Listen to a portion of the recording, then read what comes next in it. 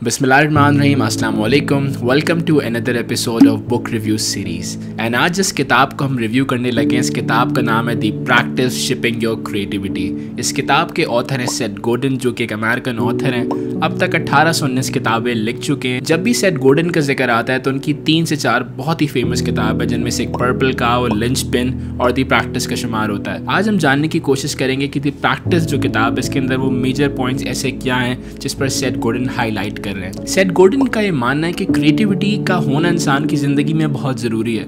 बहुत से लोग अपनी ज़िंदगी में क्रिएटिव अप्रोच को फॉलो नहीं कर रहे होते, बस वो वही कर रहे होते हैं जो दूसरे कर रहे हो। एंड सेथ गोर्डन का ये मानना है कि क्रिएटिव होना बहुत ज़रूरी है। आज के दौर में आप कुछ भी कर रहे हैं, उसमें कुछ ना कुछ नया करना बहुत ज़रूरी है। उनका एक बड़ा मशहूर जुमला है कि क्रिएटिविटी कोई इनेट गिफ्ट नहीं है, ये कोई इंसान साथ लेके पैदा नहीं हुआ। कि फॉर एग्जाम्पल बहुत से लोग मानते हैं कि मैं क्रिएटिव नहीं हो सकता, ये तो फला ही बंदे का काम है, फला बंदा ही बहुत अच्छा वीडियो बना सकता है, फला इंसान ही बहुत अच्छा पॉडकास्ट बना सकता है, मैं इतना क्रिएटिव काम तो नहीं कर सकता। क्रिएटिविटी एक स्किल है जो कोई भी इंसान चाहे डेवलप कर सकता है, बट उसको वक्त लगाना पड़ेगा, बट उसको उस काम के अंदर मेहनत करनी पड़ेगी।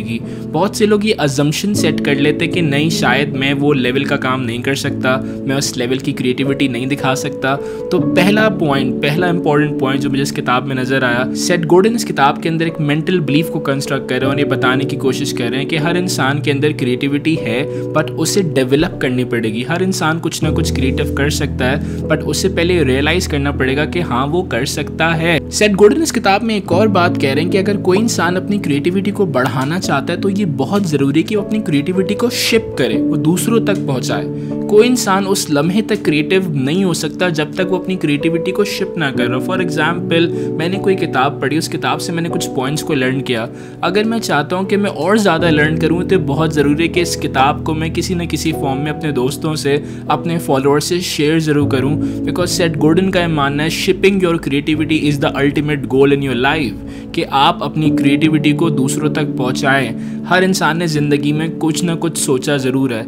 हर इंसान के पास लाखों आइडियाज़ आ रहे हैं ज़िंदगी के अंदर, बट बहुत कम ऐसे लोग हैं जो कि अपने आइडियाज़ को, अपनी क्रिएटिविटी को दूसरों से शेयर कर रहे होते हैं। तो shipping your creativity is another major point in this book. इस किताब में 4 सिचुएशंस पर बहुत एम्फसाइज किया है कि हर इंसान के पास 4 फैसले होते हैं और 4 तरह के लोग इस दुनिया में पाए जाते हैं। पहले वो लोग होते हैं जिनके पास चॉइस होती है, वो जिस तरह चाहें अपनी ज़िंदगी को गुजार सकते हैं, जिस तरह चाहें अपनी ज़िंदगी में फ़ैसला ले सकते हैं, जितना चाहें वो क्रिएटिव हो सकते हैं, क्योंकि वो अपनी ज़िंदगी में बात रियलाइज़ करते हैं कि उनके हाथ में उनकी ज़िंदगी का स्टीयरिंग व्हील है और वो जिस काम में भी चाहें अपनी क्रिएटिविटी को दिखा सकते हैं। कि ये रास्ता बेहतरीन रास्ता है कि इंसान अपनी ज़िंदगी में ख़ुद फैसले करे और ख़ुद ये रियलाइज़ करे कि उसके लिए क्या ज़रूरी है और क्या ज़रूरी नहीं है। दूसरे किस्म के जो लोग होते हैं वो एक हैक में जी रहे होते हैं। वो कुछ नया तो करना चाहते हैं, लेकिन उनको डर लगता है कि अगर वो नया करेंगे तो लोग क्या कहेंगे। बहुत से लोग इस ज़िंदगी में कुछ ना कुछ क्रिएटिव कर सकते हैं, बट उनकी ज़िंदगी महज एक हैक में गुजर रही होती है।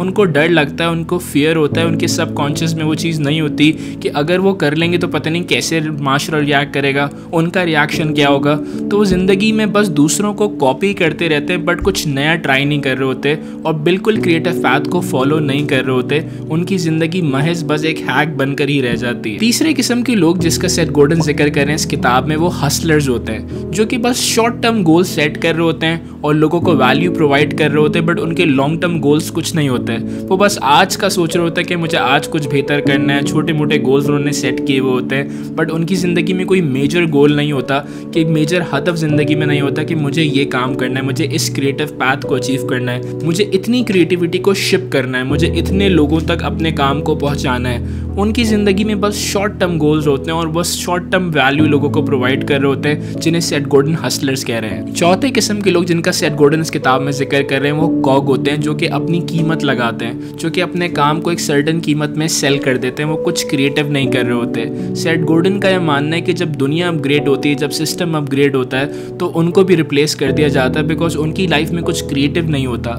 सेथ गोर्डन का यह मानना है कि क्रिएटिविटी बहुत ज़रूरी है। अगर आप अपनी ज़िंदगी को चेंज नहीं कर रहे, अगर आप अपनी ज़िंदगी में चेंज नहीं लेकर आ रहे, तो दुनिया आपको रिप्लेस कर देगी।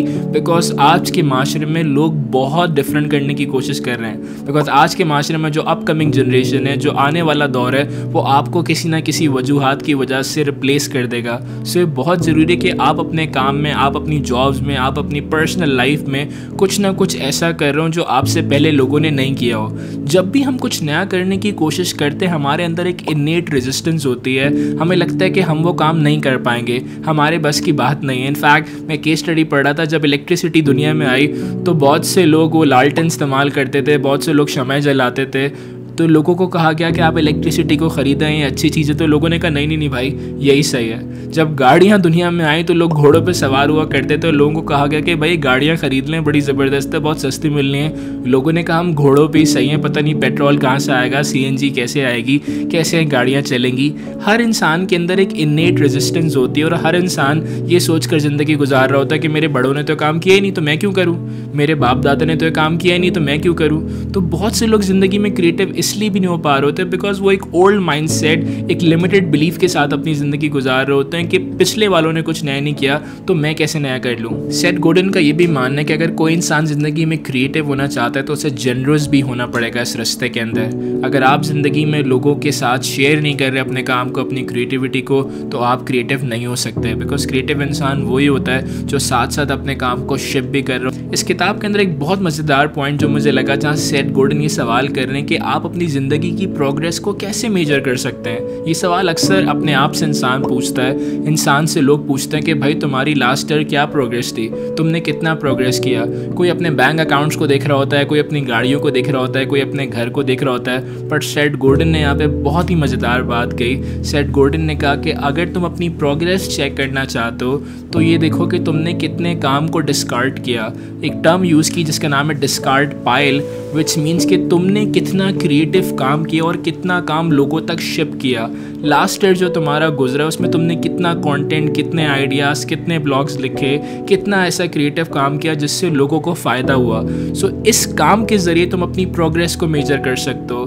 बहुत से लोग अपनी प्रोग्रेस को सिर्फ पैसा समझ रहे होते हैं, बहुत से लोग अपनी प्रोग्रेस को मे बी अपने कॉन्टैक्ट समझ रहे होते हैं। बट सेथ गोर्डन का यह मानना है आपको अपनी प्रोग्रेस क्रिएटिविटी के ज़रिए मेजर करनी चाहिए और क्रिएटिविटी के साथ साथ इस बात से मेजर करनी चाहिए कि आप अपने काम को कितने लोगों तक शिप कर रहे हैं। अगर आप इस दुनिया में कुछ डिफरेंस क्रिएट करना चाहते हैं, अगर आप इस दुनिया के अंदर कोई चेंज लेकर आना चाहते हैं, तो मैं ये बात समझता हूँ कि आपको अपने अंदर एक आदत कंसिस्टेंसी के साथ डेवलप करनी पड़ेगी कि आप अपने काम को दूसरों तक पहुँचाएँ, आप अपने काम को शेयर करें। अगर आप इस दुनिया को एक बेहतर दुनिया बनाना चाहते हैं तो बहुत ज़रूरी है जो स्किल आपको आता है वो स्किल आप दूसरे इंसान से शेयर करें। हर इंसान के अंदर कोई ना कोई सलाहियत है, हर इंसान किसी न किसी सलाहियत को दूसरे इंसान से शेयर कर सकता है। इस दुनिया में बेहतरीन काम ये है कि आप अपनी सलाहियतों को दूसरों तक पहुंचाएं। हदीस में एक बड़ा खूबसूरत जुमला मिलता है कि अगर तुम ईमान के अगले दर्जे पर पहुंचना चाहते हो तो जिस दर्जे पर तुम हो उस दर्जे पे सामने वाले को लाकर खड़ा कर दो, खुदा तुम्हें अगला दर्जा दे देगा। सो बहुत से लोग ये समझ रहे होते हैं कि मैं अपने काम को शेयर क्यों करूँ, मैं अपनी क्रिएटिविटी को दूसरों को क्यों सिखाऊँ, मैं अपना स्किल क्यों शेयर करूँ। बट ये बात हमें समझनी पड़ेगी, जब हम दूसरों को सिखाएंगे, जब हम अपनी क्रिएटिविटी को शिप करेंगे तो हम और क्रिएटिव होंगे, हमें और आइडियाज़ मिलेंगे, हमें और सीखने को मिलेगा। इस किताब में एक और मेजर पॉइंट पे हाईलाइट करें कि जब भी आप इस ज़िंदगी में कुछ क्रिएटिव करना चाहेंगे, आपके अंदर, आपके माइंड में डाउट्स क्रिएट होंगे, जिसे इम्पोस्टर सिंड्रोम के नाम से जाना गया है। सेथ गोर्डन ये कहते हैं कि कोई भी इंसान जब क्रिएटिव कर रहा होता है उसे लगता है कि मैं शायद फेक कर रहा हूँ, शायद ये मुझसे नहीं हो पाएगा, शायद ये मैं रियल नहीं हूँ, ये काम तो मैंने कभी पहले किया ही नहीं। यूजली माइंड के दो मेजर पार्ट्स हैं, एक सबकॉन्शियस माइंड और एक कॉन्शियस माइंड। सबकॉन्शियस माइंड क्योंकि 95% होता है और उसी के अंदर सारे हमारे प्रोग्राम सेव होते हैं। जो कॉन्शियस माइंड होता है वो क्रिएटिव माइंड होता है। जब भी हम जिंदगी में कुछ नया कर रहे होते हैं that actually comes from conscious mind. और जब भी हम कुछ क्रिएटिव कर रहे होते हैं हमारे अंदर से एक फीलिंग आती है शायद हम फेक कर रहे हैं, शायद ये मैं नहीं हूँ, मैं तो कुछ और हूँ। तो सेथ गोर्डन इस बात को समझाने की कोशिश कर रहे हैं कि इट्स रियली इंपॉर्टेंट कि हम एक सेल्फ ट्रस्ट को डेवलप करें और हम रोज़ आधा 1 घंटा दिन में ऐसा सेट करें जहाँ हम कुछ ना कुछ क्रिएटिव कर रहे हो, कुछ ना कुछ लिख रहे हो। जिस तरह सेथ गोर्डन रोज़ एक ब्लॉग लिखते हैं और सेथ गोर्डन का ब्लॉग दुनिया भर में पढ़ा जाता है। It's one of the number 1 blog in the whole world. चाहे वो आधा पेज लिखते हैं, चाहे वो 1 पेज लिखते हैं, बट वो रोज़ कुछ ना कुछ नया ज़रूर लिख रहे हैं जिससे वो अपने अंदर इत्मीनान पैदा कर रहे हैं, एक सेल्फ ट्रस्ट पैदा कर रहे हैं। मैं समझता हूँ कामों को ख़त्म करने के लिए कामों को शुरू करना बहुत ज़रूरी है।